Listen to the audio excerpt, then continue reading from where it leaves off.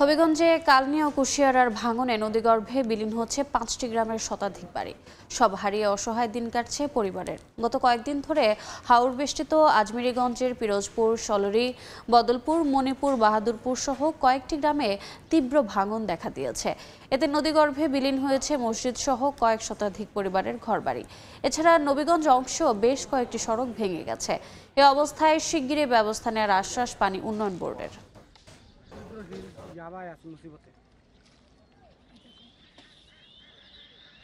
বাড়ির পানি উঠে যা চাষ হয় না করে ধরে যে বেড়িবাঁধটা প্রতি বছর আমরা এই নদ দিয়ে ক্ষতিগ্রস্ত করে। এখানে ডাম্পিং করে আমাদের প্লেসিং করার জন্য যে স্লোপ তৈরি করা লাগে, এই স্লোপ তৈরি করার জন্য আমাদের প্রয়োজনীয় পরিমাণ জায়গা দিতে হবে।